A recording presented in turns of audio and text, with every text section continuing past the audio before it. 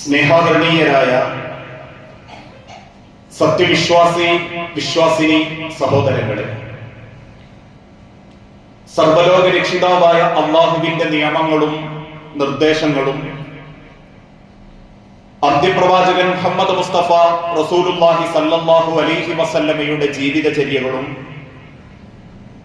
സ്വന്തം ജീവിതത്തിന്റെ എല്ലാ രംഗത്തും അള്ളാഹുവിനെ ഭയപ്പെട്ടുകൊണ്ട് പരലോകം ആഗ്രഹിച്ചുകൊണ്ട് ജീവിതത്തെ ചിട്ടപ്പെടുത്തണമേ എന്ന് ആദ്യമായി ഉണർത്തുകയാണ്, വസിയത്ത് ചെയ്യുകയാണ്. പരിശുദ്ധ റമദാൻ വിശ്വാസി സമൂഹത്തെ ഉണർത്തിക്കൊണ്ട് അള്ളാഹുവിന്റെ സ്വർഗം ആഗ്രഹിച്ചുകൊണ്ട് പ്രവർത്തിക്കുന്നവരും എന്നാൽ വിഡ്ഢികളായി തിന്ന് കുടിച്ച് തീർത്തുകൊണ്ടിരിക്കുന്നവരാലും വളരെ വേഗം അവസാനിച്ചുകൊണ്ടിരിക്കുകയാണ്. ഇക്കഴിഞ്ഞ 10-20 ദിനങ്ങൾ നമ്മിൽ എത്ര പേർക്ക് ഗുണകരമാണ്, എത്ര പേർക്ക് വലിയ ആശ്വാസമാണ്, ഏതൊക്കെ തരത്തിലുള്ള മാറ്റങ്ങൾക്ക് നമ്മൾ കാരണക്കാരായിട്ടുണ്ട് എന്ന് ഓരോരുത്തരും ഹൃദയം തുറന്ന് സ്വയം ചിന്തിക്കുകയും ഈ റമദാൻ എനിക്ക് മാറ്റത്തിന് കാരണമായിട്ടുണ്ടോ എന്ന് ചിന്തിക്കുകയും ചെയ്യേണ്ട സമയമാണ് ഈ അവസാന 10ലേക്ക് അടുക്കുന്ന ഈ സന്ദർഭം. അതുകൊണ്ട് തന്നെയാണ് ചില ആളുകൾക്ക് റമദാൻ അവസാനിക്കുന്നു എന്ന് കേൾക്കുമ്പം വല്ലാത്ത സങ്കടമായിരിക്കും. എന്റെ ഇബാദത്തുകളൊക്കെ കുറഞ്ഞുപോയോ, വേണ്ട രീതിയിൽ എനിക്ക് റമദാനിനെ ഉപയോഗപ്പെടുത്താൻ സാധിക്കാതെ പോയോ എന്നൊക്കെ ആശങ്കപ്പെടുത്ത് സങ്കടപ്പെടുന്നവരും, എന്നാൽ 10-20 ദിവസങ്ങൾ കഴിഞ്ഞാൽ നേരത്തിന് തിന്നാലോ അല്ലെങ്കിൽ പിന്നീട് വെക്കേഷനൊക്കെ ആകുമ്പം അടിച്ചുപൊളിച്ച് ജീവിക്കാലോ, നമുക്കിഷ്ടപ്പെട്ട ഭക്ഷണങ്ങളൊക്കെ ഇഷ്ടപ്പെട്ട സമയം നോക്കി കഴിക്കാലോ എന്ന ആശ്വാസവും ചില ആളുകൾക്കുണ്ടാകും.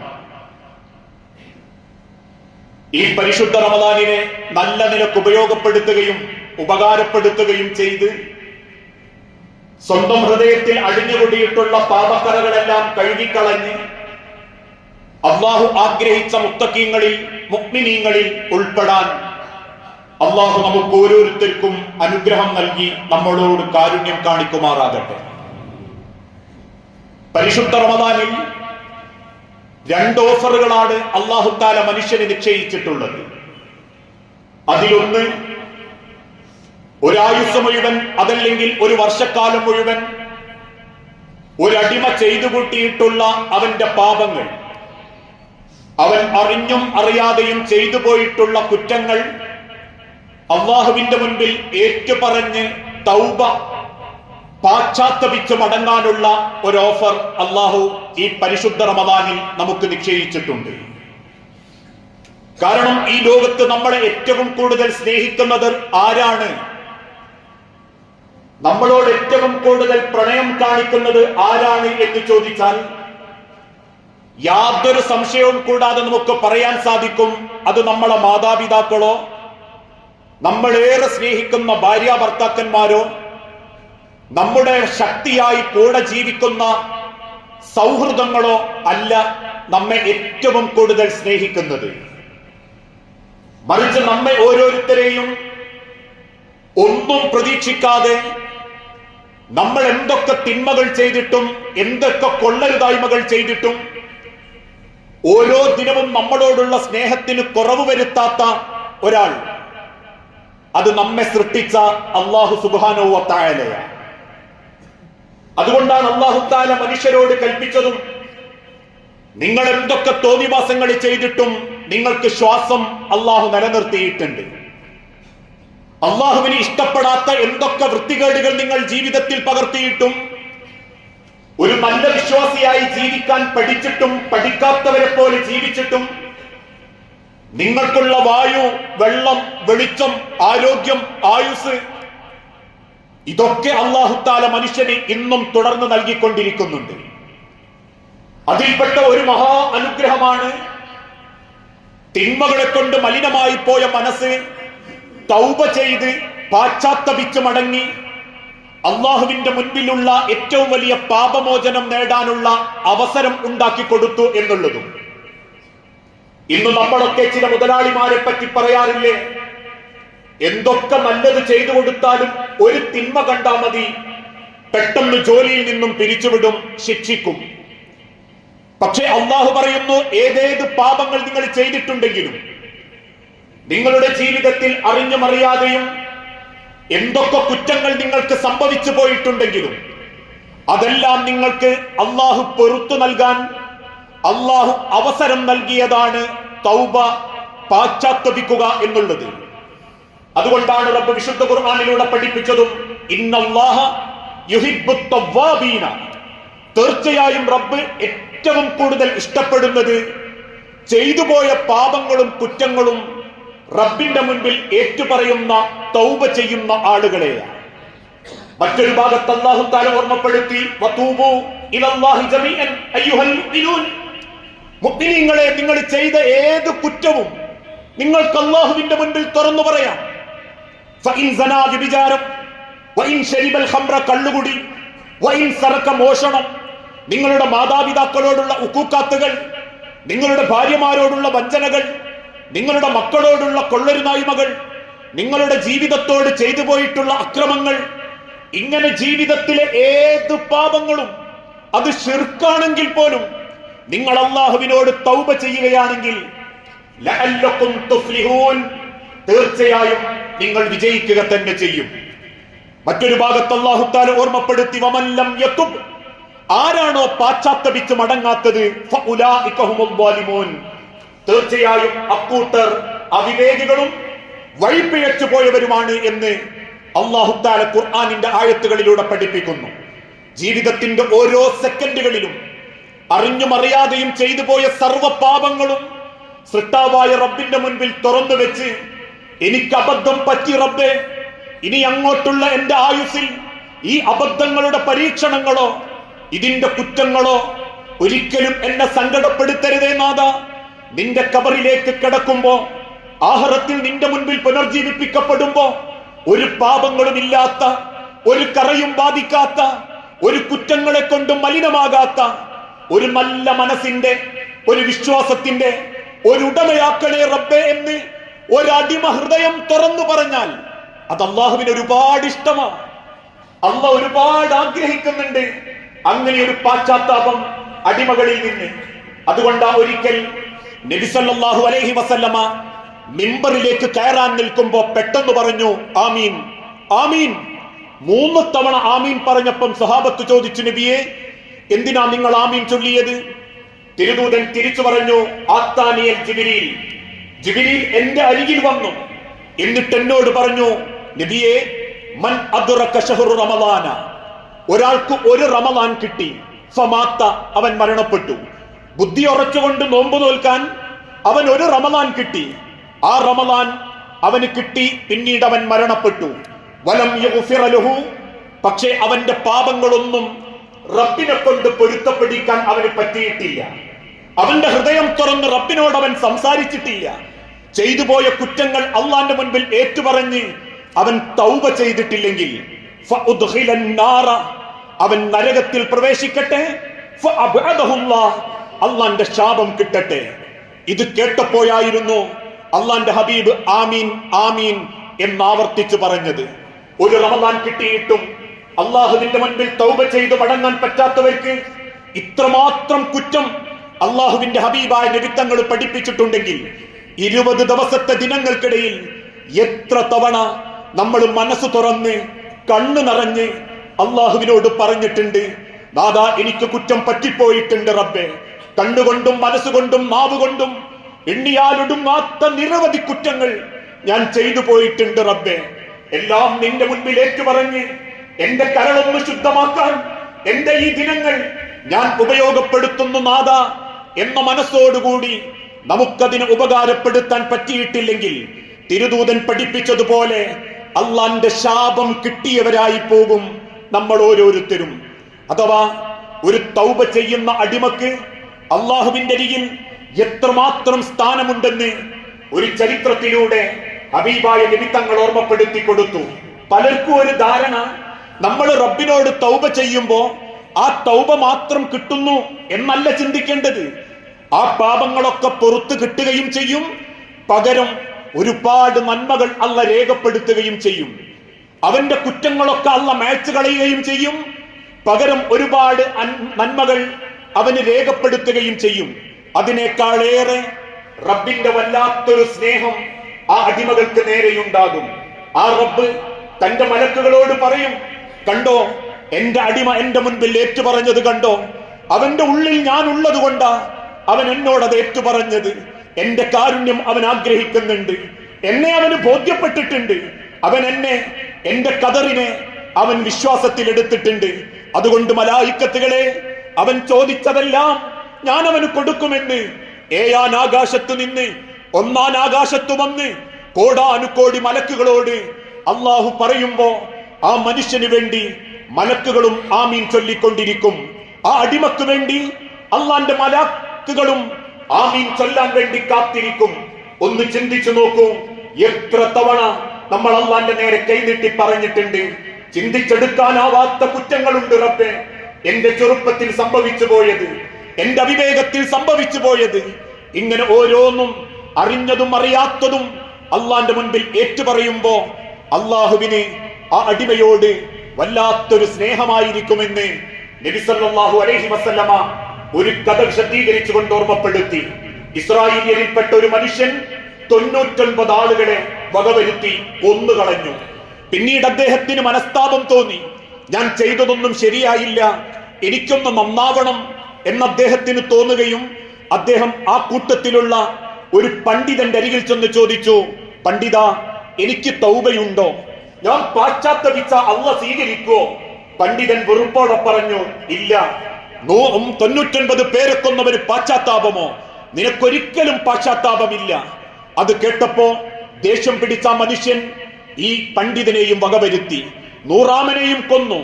പക്ഷേ ദിവസങ്ങൾക്കുള്ളിൽ വീണ്ടും അദ്ദേഹത്തിന്റെ മനസ്സിന് വല്ലാത്തൊരു വെപ്രാളം.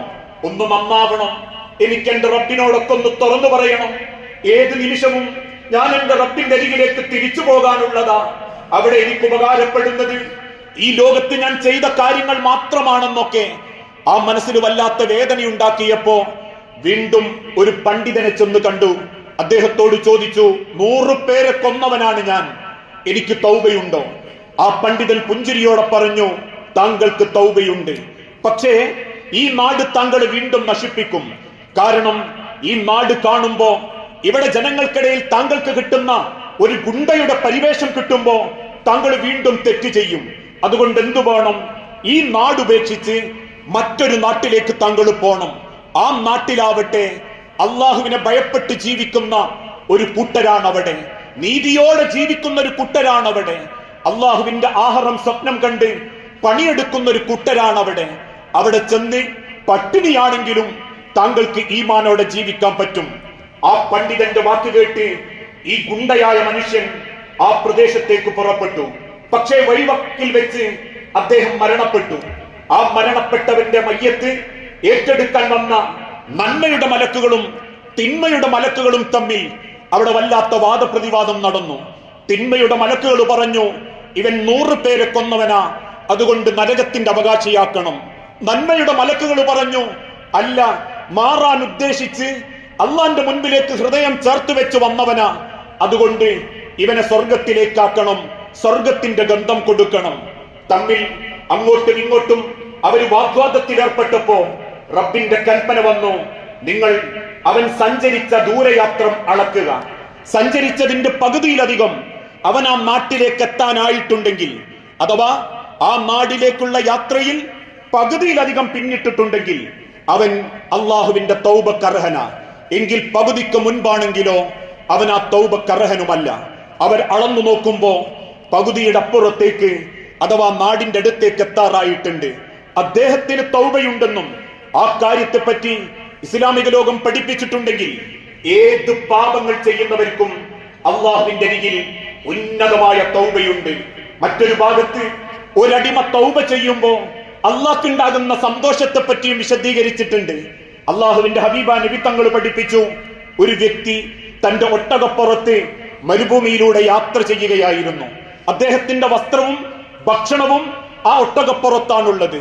അങ്ങനെ ക്ഷീണം കൊണ്ട് അദ്ദേഹം മരുഭൂമിക്ക് നടുവിലെത്തിയപ്പോ അവിടെയുള്ളൊരു ചെറിയ മരത്തിന്റെ താഴെ അദ്ദേഹം അല്പം വിശ്രമിക്കാനിരുന്നു. ആ സമയത്ത് അദ്ദേഹത്തിന്റെ ഒട്ടകം നഷ്ടപ്പെട്ടു. ലില്ലാഹി അശദ്ദു ഫറഹൻ ബിതൗബതി അബ്ദിഹി. ഒരടിമ തൗബ ചെയ്താൽ റബ്ബിനുണ്ടാകുന്ന സന്തോഷത്തെ പറ്റി റസൂലുള്ളാഹി സ്വല്ലല്ലാഹു അലൈഹി വസല്ലം വിശദീകരിച്ചു കൊടുക്കുകയാ. റജുലുൻ റാഹിലതിഹി അല്ലതി അലൈഹാ തുആമഹു വശറാബഹു. ഭക്ഷണവും വസ്ത്രവും ഒക്കെ ആ ഒട്ടകപ്പുറത്താണുള്ളത്. അദ്ദേഹം വിശ്രമിക്കാൻ കിടന്നു. ഞെട്ടി എഴുന്നേറ്റപ്പോ ഒട്ടകത്തെ കാണുന്നില്ല. തന്റെ വസ്ത്രമോ ഭക്ഷണമോ കിട്ടുന്നില്ല. വെപ്രാളപ്പെട്ട് മരുഭൂമിയുടെ 4 ഭാഗത്തേക്കും കണ്ണെത്താ ദൂരത്തേക്ക് അദ്ദേഹം ഓടി. അദ്ദേഹത്തിന്റെ ഒട്ടകത്തെ കാണുന്നില്ല. നിരാശനായി തിരിച്ചു വന്ന് അദ്ദേഹം തന്റെ ആ ഈത്തപ്പനയുടെ താഴെ മരണം കാത്ത് കിടക്കാൻ തുടങ്ങി. കാരണം ഇനി എനിക്ക് മരണമേയുള്ളൂ. ഭക്ഷണമില്ല, വസ്ത്രമില്ല, ചുട്ടുപൊള്ളുന്ന മരുഭൂമിയും.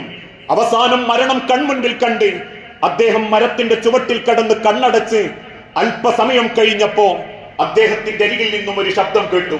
കണ്ണു തുറന്ന മനുഷ്യൻ തന്റെ അടുത്ത് നിൽക്കുന്ന ഒട്ടകത്തെ കണ്ട് വല്ലാതെ സന്തോഷത്തോടെ ഞെട്ടി എഴുന്നേറ്റ് ആഹ്ലാദം കൊണ്ട് ഒട്ടകത്തിന്റെ ചുറ്റുമോടി. ആ ഓടുന്ന സെക്കൻഡിൽ ആ ഒട്ടകത്തിന്റെ മുഖത്തേക്ക് നോക്കി, ആകാശത്തേക്ക് നോക്കി അദ്ദേഹം പറഞ്ഞൊരു വാക്കുണ്ട്, അല്ലാഹുമ്മ, അല്ലാഹുവേ, അൻത അബ്ദി വ അന റബ്ബുക. നീ എന്റെ അടിമയും ഞാൻ നിന്റെ റബ്ബുമാ. എന്നെ സഹായിച്ചല്ലോ റബ്ബേ, നീ എന്റെ അടിമയും ഞാൻ നിന്റെ റബ്ബുമാ. സന്തോഷം കൊണ്ട് പറഞ്ഞത് മാറിപ്പോയതാ. പറയേണ്ടത് അൻത റബ്ബി വ അന അബ്ദി എന്നായിരുന്നു. പക്ഷെ ആ സമയത്ത് മരണം കൺമുൻപിൽ കണ്ടു നിൽക്കുമ്പോ ആ ഒട്ടകത്തെ കിട്ടിയ ആ മനുഷ്യന്റെ സന്തോഷമുണ്ടല്ലോ, ഹൃദയത്തിലുണ്ടാകുന്ന അടക്കാനാവാത്ത ആഹ്ലാദം. ആ ആഹ്ലാദമാണ് അറിഞ്ഞും അറിയാതെയും ചെയ്തു പോയ കുറ്റം അള്ളാന്റെ മുൻപിൽ ഏറ്റുപറയുമ്പോ ഇന്ന് പലർക്കും അത് പറയേണ്ടത് കൂട്ടുകാരോടാ. ഞാൻ അത് ചെയ്തു, ഞാൻ ഇത് ചെയ്തു, ആ യാത്രയിൽ ഞാൻ ഇങ്ങനെ കുടിച്ചു, അവിടെ ചെന്നപ്പോ ഞാൻ അത് ഉപയോഗിച്ചു എന്ന് കുടുംബക്കാരോട് ഹീറോയിസമായിട്ട് കൂട്ടത്തിൽ പറയേണ്ടതല്ല. ആൾക്കാരോട് ചെയ്ത തെറ്റിന്റെ പർവ്വതം കാണിച്ച് ഞാൻ ഭയങ്കര സംഭവ എന്നൊന്നും പറയേണ്ടവനല്ല. തെറ്റു പറ്റാം. ഇന്ന നഫ്സ അമ്മാറത്തും ബിസ്സൂഅ്. ആദമിന്റെ മക്കളാ, തെറ്റു പറ്റും. ഉലമാക്കൾക്ക് പറ്റും, അമ്പിയാക്കൾക്ക് ചെറുങ്ങനെ പറ്റിയിട്ടുണ്ട്, ഔലിയാക്കൾക്ക് സംഭവിച്ചിട്ടുണ്ട്, സ്വാലിഹീങ്ങൾക്ക് പറ്റിയിട്ടുണ്ട്, ശുഹദാക്കൾക്ക് പറ്റിയിട്ടുണ്ട്. ബദരീങ്ങളെ പറ്റി പോലും റബ്ബ് പറഞ്ഞതെന്താ? അവർ തെറ്റ് ചെയ്തിട്ടുണ്ടെങ്കിൽ ഞാൻ അവർക്ക് പുറത്തു കൊടുക്കും. തെറ്റ് ചെയ്തൊരു ബദരീങ്ങളിൽപ്പെട്ടവന് കയ്യാമം വെച്ച് കൊണ്ടുവന്നപ്പോ ഉമർ റളിയല്ലാഹു അൻഹു പറയുന്നുണ്ട്, അദ്ദേഹത്തെ വിട്ടേക്കുക, അല്ലാഹ് പൊറുക്കുന്നുണ്ടെങ്കിൽ പിന്നെ നമ്മൾ എന്തിനെ ശിക്ഷിക്കണമെന്ന്. അത്രമാത്രം പാപം ഏത് സെക്കൻഡും ജീവിതത്തിൽ സംഭവിക്കും എന്നുറപ്പുള്ള ഒരു വ്യക്തികളാണ് നമ്മളെങ്കിൽ ദിവസം 100 തവണ റബ്ബിന്റെ നേരെ കൈനീട്ടി തൗബ ചെയ്യുന്ന അതേ പ്രവാചകന്റെ അനുയായികൾക്ക് ഒരു ദിവസം 10 തവണ ഹൃദയം തുറന്ന് റബ്ബനാ വലംനാ അൻഫുസനാ വഇല്ലം തഗ്ഫിർ ലനാ വതർഹംനാ ലനകൂനന്ന മിനൽ ഖാസിരീൻ. പറ്റിപ്പോയിട്ടുണ്ട് റബ്ബേ അബദ്ധങ്ങൾ പലതും.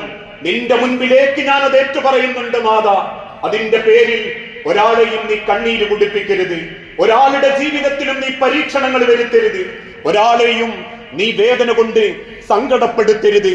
അബദ്ധങ്ങൾ പറ്റിപ്പോയ എന്നോട് അതൊന്ന് പൊറുക്കണേ റബ്ബേ എന്ന് പറയുമ്പം അള്ളാഹുവിനുണ്ടാകുന്ന സന്തോഷം മരുഭൂമിയിൽ തിരിച്ചു കിട്ടിയ ഒട്ടകത്തിന്റെ മുതലാളിയായ ആ മനുഷ്യനുണ്ടായ സന്തോഷത്തെക്കാൾ വലുതായിരിക്കുമെന്ന് അള്ളാന്റെ ഹബീബ നബി തങ്ങൾ പഠിപ്പിച്ചു. ആ 20 ദിനങ്ങളാ നമ്മളോട് യാത്ര ചോദിച്ചത്. വരാനിരിക്കുന്ന 10 ദിവസങ്ങളിലും ആ പ്രാർത്ഥനയാ തിരുദൂതൻ പഠിപ്പിച്ചത്. അല്ലാഹുമ്മ ഇന്നക അഫുവുൻ തുഹിബ്ബുൽ അഫ്വ വഅഫു അന്നാ. റബ്ബേ, നീ വിട്ടുവീഴ്ച ചെയ്യുന്നവനാ, വിട്ടുവീഴ്ചയെ ഇഷ്ടപ്പെടുന്നവനാ. അതുകൊണ്ട് എന്നോട് ആ വിട്ടുവീഴ്ചയോടെ എന്റെ പാപങ്ങൾ നീ എനിക്ക് പുറത്തു തരണേ റബ്ബേ എന്ന് ഓരോ സെക്കൻഡും അധികരിപ്പിക്കാൻ നമുക്ക് സാധിക്കണം. അത് റബ്ബിന്റെ ഓഫറാ. രണ്ടാമത്തെ ഓഫർ അള്ളാഹുവിന്റെ ഖുർആൻ അവതരിക്കപ്പെട്ട ലൈലത്തുൽ ഖദർ. ഇന്നാ അൻസൽനാഹു ഫീ ലൈലത്തിൽ ഖദർ വമാ അദ്റാക മാ ലൈലത്തുൽ ഖദർ.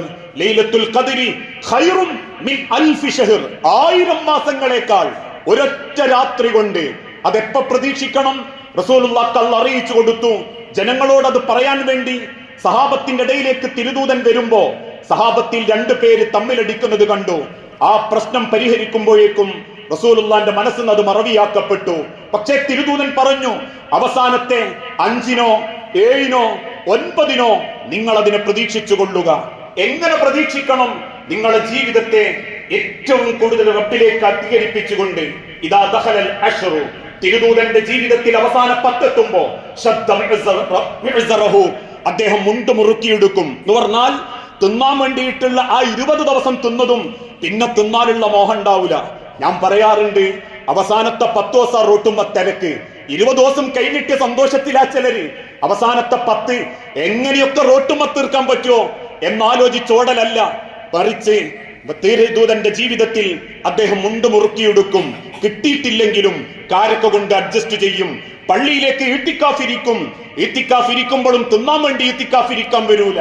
ഇപ്പൊ അങ്ങനെയൊക്കെയാണ് ഇത്തിക്കാഫ്. കരിച്ചവും പൊരിച്ചവും കവറിലിട്ട് കൊണ്ടുവന്ന് കൂട്ടം കൂടി സംസാരിച്ച് രാത്രി കിടന്നുറങ്ങി എന്തിനോ വേണ്ടിയിട്ടുള്ള ഇത്തിക്കാഫ് നടത്തുന്നവരുണ്ട്. അള്ളാഹനെ സ്നേഹിച്ച് ഇത്തിക്കാഫ് നടത്തുന്നവരുണ്ട്. തിന്നാനല്ലാതെ മുണ്ട് മുറുക്കിയെടുത്ത് 10 ദിവസത്തെ ജീവിതത്തോട് ചേർക്കുന്നവർ, രാത്രിയെ ജീവിപ്പിക്കുന്നവർ എന്ന് പറഞ്ഞാൽ രാത്രി പകലാക്കുന്നവർ. എങ്ങനെ പകലാക്കുന്നവർ? ഓതിയിട്ട് സ്വതൊക്കെ ചെയ്തിട്ട് ഖുർആൻ പാരായണം നടത്തിയിട്ട് ജനങ്ങൾക്ക് ദീന് പഠിപ്പിച്ചിട്ട് ആ രാത്രി അവരതിനെ ഉപയോഗപ്പെടുത്തും. കൂടെ കുടുംബത്തിനെയും കൂട്ടും. കുടുംബത്തെയും സ്വന്തത്തെയും നന്നാക്കി ആ 10 ദിവസത്തെ ജീവിപ്പിക്കാൻ നമുക്ക് സാധിക്കണം. ഒരിക്കലും ആ രാവ് എന്ന് നിശ്ചയിക്കപ്പെട്ടിട്ടില്ല. അതുകൊണ്ട് തന്നെയാ റമദാൻ 27-ന് സ്വലാത്ത് നഗർ ഇസ്ലാമിക ചരിത്രത്തിലില്ല.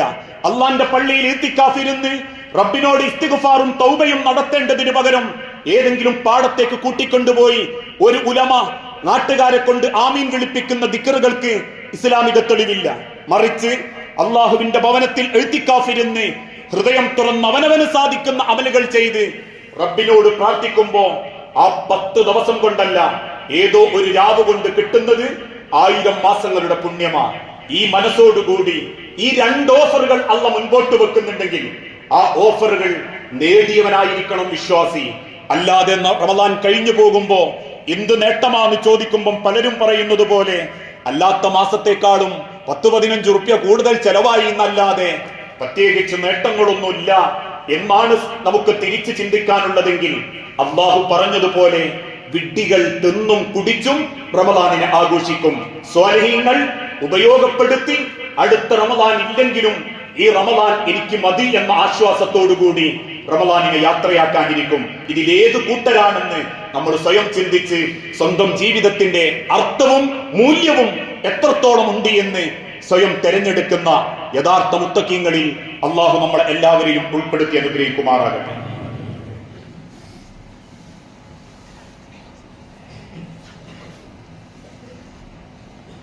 അൽഹംദുലില്ലാഹ് വസ്സലാത്തു വസ്സലാമു അലാ റസൂലിൽ അമീൻ വഅലാ ആലിഹി വഅസ്ഹാബിഹി അജ്മഈൻ. അമ്മാ ബഅദ്. യാ അയ്യുഹന്നാസ് ഉസീകും സാനിയൻ ബിതഖ്വല്ലാഹ്.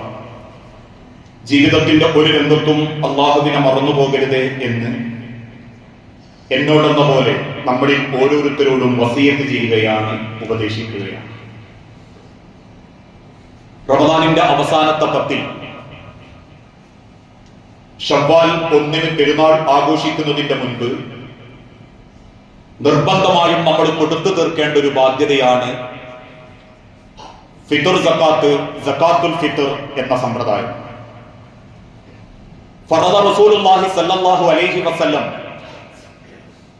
നബി സല്ലല്ലാഹു അലൈഹി വസല്ലമ അത് നിർബന്ധമാക്കി എന്ന പ്രയോഗത്തിലൂടെ തന്നെയാണ് ഫിത്ർ സക്കാത്തിന്റെ ഹദീസുകൾ ഇസ്ലാമിക ലോകത്ത് രേഖപ്പെടുത്തപ്പെട്ടിട്ടുള്ളത്. എപ്പോഴാണ് ആ ഫിത്ർ സക്കാത്ത് കൊടുത്ത് ഓരോരുത്തരും അവനവന്റെ കടമ നിർവഹിക്കേണ്ടത്? പെരുന്നാൾ നമസ്കാരം ആരംഭിക്കുന്നതിന്റെ മുൻപ് ഒരാൾ മുസല്ലയിലേക്ക് പുറപ്പെട്ട് ആ മുസല്ലയിലെത്തി നമസ്കാരത്തിന് വേണ്ടി ഒരുങ്ങുന്നതിന്റെ മുൻപ് അയാളുടെ ഫിത്ർ സക്കാത്ത് അയാൾ കൊടുത്തിരിക്കണം, മറ്റൊരാൾക്ക് കൊടുത്തിരിക്കണം. ഇതാണ് ഇസ്ലാം അത് കൊടുക്കുന്നതിന് വേണ്ടി. ഇനി ആരൊക്കെ കൊടുക്കണം? മുസല്ലയിലേക്ക് പുറപ്പെടുന്നത് 7:45. 7 മണിക്കൊരു കുട്ടി ജനിച്ചു, ഭാര്യ പ്രസവിച്ചു, ആ കുട്ടിക്കും ഫിത്ർ സക്കാത്ത് കൊടുക്കണം. ഗർഭത്തിലുള്ള കുട്ടികൾക്ക് ഫിത്ർ സക്കാത്ത് പറയുന്നില്ല.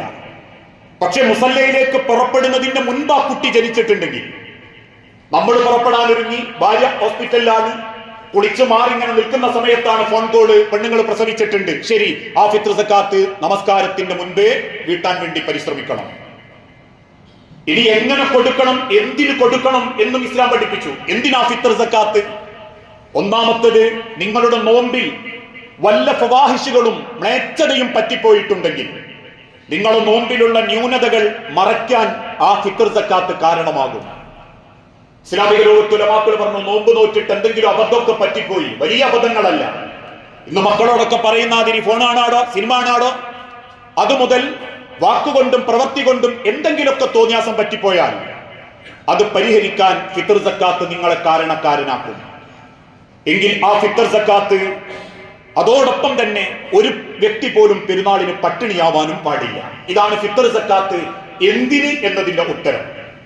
ഇനി ആ ഫിത്ർ സക്കാത്ത് വാങ്ങൽ നിർബന്ധമാണോ? അല്ല.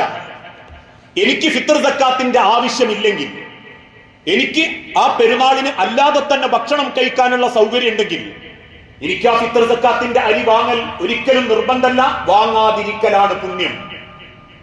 ഇന്നത്തെ കാലഘട്ടത്തിൽ ചില മഹല്ലുകളൊക്കെ തീരുമാനിക്കും, അവർക്കും ഇവർക്കും വേണ്ട, ഇവർക്ക് കൊടുക്കാം. അതോടുകൂടി പിന്നെ കിട്ടാത്തവൻ ചോദ്യം ചെയ്യാൻ വരും.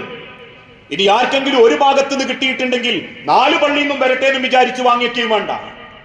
ഇതൊക്കെ അരിക്ക് അരിയാണെങ്കിലും ചോദ്യം ചെയ്യപ്പെടാനുള്ളതാണ്. ഓരോ മണി വറ്റും പടച്ചോന്റെ അടുത്ത് ചോദ്യം ചെയ്യപ്പെടാനുള്ളതാണ്. അതുകൊണ്ട് വാങ്ങൽ നിർബന്ധമല്ല, കൊടുക്കൽ നിർബന്ധമാ. ദരിദ്രനായാലും പണക്കാരനായാലും ഫിത്ർ സക്കാത്ത് കൊടുക്കൽ നിർബന്ധമാ, വാങ്ങൽ നിർബന്ധമല്ല. അവകാശികളെ കണ്ടെത്തി അർഹതപ്പെട്ടവരാണെങ്കിൽ അവർക്ക് ആ ഫിത്ർ സക്കാത്തിന്റെ അരി എത്തിക്കണം.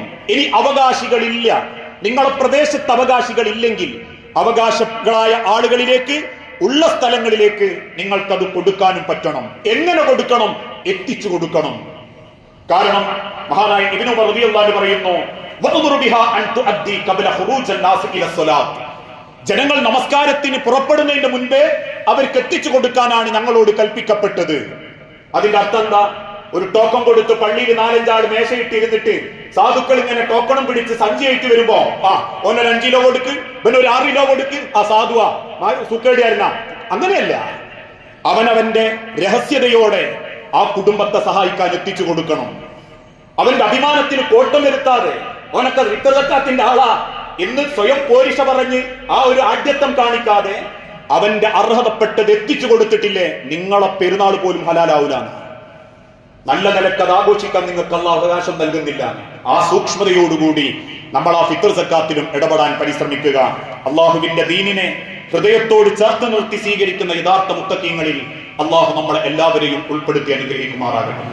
അള്ളാഹുവെ, അറിഞ്ഞു പറയാതെയും ഒരുപാട് തെറ്റുകുറ്റങ്ങൾ സംഭവിച്ചു പോകുന്നുണ്ട് നാഥ. എല്ലാം വിട്ടുപുറത്തു മാപ്പാക്കി നിന്റെ സ്വർഗത്തിൽ ഇതേ രൂപത്തിൽ നീ ഞങ്ങളെ ഒരുമിപ്പിച്ചു കൂട്ടണം നാഥ. മക്കളില്ലാതെ പരീക്ഷിക്കപ്പെടുന്ന ഒരുപാട് കുടുംബങ്ങളുണ്ട് റബ്ബേ. ക്ഷമയോടെ നിന്റെ പരീക്ഷണങ്ങളെ നേരിടാനും മക്കളെ അനുഗ്രഹം നൽകി ഓരോ കുടുംബങ്ങളോടും നീ കാരുണ്യം കാണിക്കണമേ. ചെറുതും വലുതുമായ പല അസുഖങ്ങളിലും ഏറെ പ്രയാസപ്പെടുന്നവർ ഞങ്ങളിലുണ്ട് നാഥ. എല്ലാ അസുഖങ്ങളും എളുപ്പം ശിഫ നൽകി ആരോഗ്യത്തോടെ ആഫിയത്തോടെ ജീവിക്കാൻ ഞങ്ങൾക്ക് ഓരോരുത്തർക്കും നീ തൗഫീക്ക് നൽകണമേ റബ്ബേ. ലോകത്തിന്റെ നാനാഭാഗത്ത് ഞങ്ങളുടെ സഹോദര വിശ്വാസികൾ ഗസയിലടക്കം നേരിട്ടുകൊണ്ടിരിക്കുന്ന അവരുടെ പീഡനങ്ങൾക്കും പ്രയാസങ്ങൾക്കും അറുതി വരുത്തി ശത്രുക്കൾക്കെതിരെ ഇസ്ലാമിന്റെ വിജയവും മുഅ്മിനീങ്ങളുടെ വിജയത്തിനും നീ ഞങ്ങളെ ഓരോരുത്തരെയും സഹായിക്കുകയും കാരുണ്യം കാണിക്കുകയും ചെയ്യണമേ നാഥ.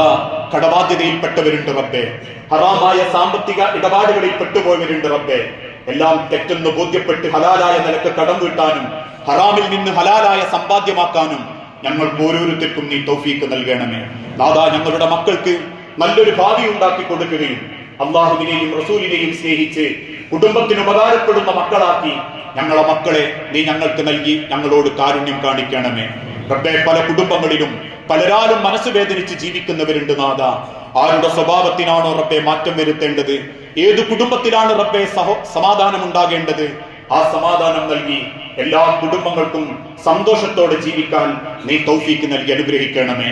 അല്ലാഹുമ്മ ഗ്ഫിർ ലിൽ മുഅ്മിനീന വൽ മുഅ്മിനാത്ത് അൽ മുസ്ലിമീന വൽ മുസ്ലിമാത്ത് അൽ അഹ്യാ മിൻഹും വൽ അംവാത്ത് ഇന്നക മുജീബുദ് ദഅവാതി യാ ഖാദിയൽ ഹാജാത്ത് اللهم اعز الاسلام والمسلمين واذل الشرك والمشركين اللهم اجرنا من النار اللهم اجرنا من النار اللهم اجرنا من النار ربنا تقبل منا انك انت السميع الدعاء അല്ലാഹുവേ പ്രാർത്ഥിക്കണമെന്ന് വസിയത്ത് തന്നവരുണ്ട്. അങ്ങേയറ്റം സങ്കടപ്പെട്ട് രോഗാതുരമായ അവസ്ഥയിൽ വെന്റിലേറ്ററിൽ പോലും കിടക്കുന്ന ആളുകൾ, എന്താണോ റബ്ബേ അവർക്ക് ഏറ്റവും ഹൈറായത്, ആ ഹൈറിലേക്ക് അവർക്ക് മഈശത്ത് നൽകി സമാധാനവും സന്തോഷവും നൽകി അവരോട് നീ കാരുണ്യം കാണിക്കണമേ. മരിച്ചുപോയ സഹോദരി സഹോദരന്മാർ, മാതാപിതാക്കൾ, മക്കൾ, സുഹൃത്തുക്കൾ, ഭാര്യമാർ, ഭർത്താക്കന്മാർ, പ്രിയപ്പെട്ട സുഹൃത്ത് സഫറിന്റെ മാതാവടക്കം നിരവധി ആളുകൾ നാഥാ നിന്റെ വിളിക്ക് ഉത്തരം നൽകിയവരാണ്. ഓരോരുത്തരുടെ ഖബർ നീ വിശാലമാക്കുക.